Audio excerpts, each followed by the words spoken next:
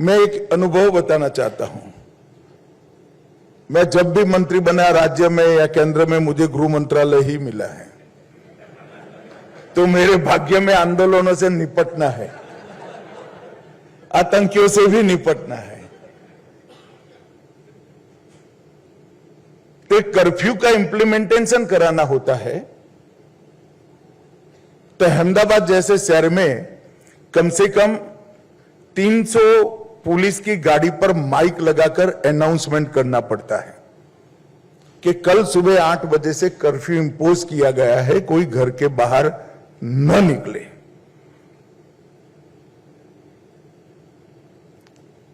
Corona जब हमारे यहां 2 डेथ हो गए, सिर्फ 2 डेथ,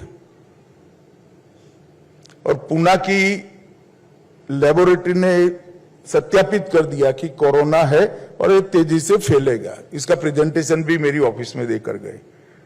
तब मैं प्रधानमंत्री जी के साथ चिंता करते हुए गया था। उन्होंने कहा चिंता कर क्या होगा भाई, रास्ते शोधने पड़ेंगे। और उन्होंने कहा हम जनता कर्फ्यू डालते हैं, जनता को एक बार साथ में लेना पड़ेगा। जनता कर्फ्यू क्या होता है कि हम किसी को कानून से, नोटिफिकेशन से, घोषणाओं से बाधित नहीं करेंगे।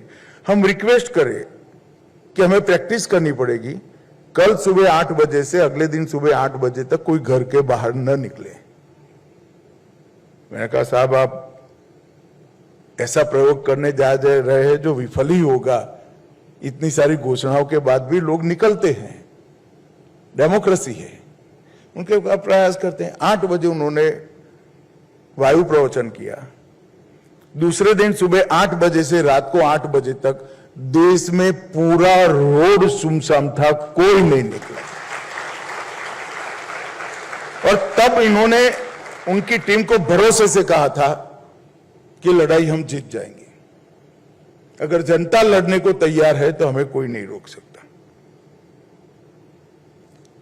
और फिर जब कोरोना समाप्त हो गया, एनालिसिस करने के लिए हम लोग बैठे, क्या खोया क्या पाया। तो कई सारी वैक्सीन ऐसी थी जो पश्चिम के देशों में आने के बाद 23 साल, 36 ईयर और 42 ईयर के बाद भारत में आई थी। जब उनको कोई जरूरत नहीं बची तब यहां भेजा था। कोरोना में भारत सबसे पहले वैक्सीन बनाने वाले 3 देशों में हमारा भारत था। और हमने न केवल भारत में दिया, दुनिया के 70 देशों में वैक्सीन भेजकर उनको बचाने का काम किया। जरूरत है भारत ने इंफीरियरिटी कॉम्प्लेक्स से बाहर आने की।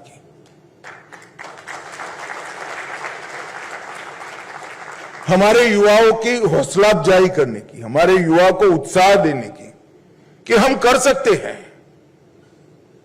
और हमने कर दिखाया है। भारत सरकार ने 15 से ज्यादा LPI स्कीम्स लाई। सब में मैन्युफैक्चरिंग में दुनिया भर का इन्वेस्ट आया है। आज भारत जो 2014 में फ्रेजाइल 5 में गिना जाता था, कहते थे हमारे देश की संसद को पॉलिसी के क्षेत्र में लकवा हो गया है, पॉलिसी बना ही नहीं सकते। वो देश आज दुनिया का सबसे आकर्षक उत्पादन का केंद्र बनकर आज विश्व में स्वीकृति प्राप्त कर चुका है।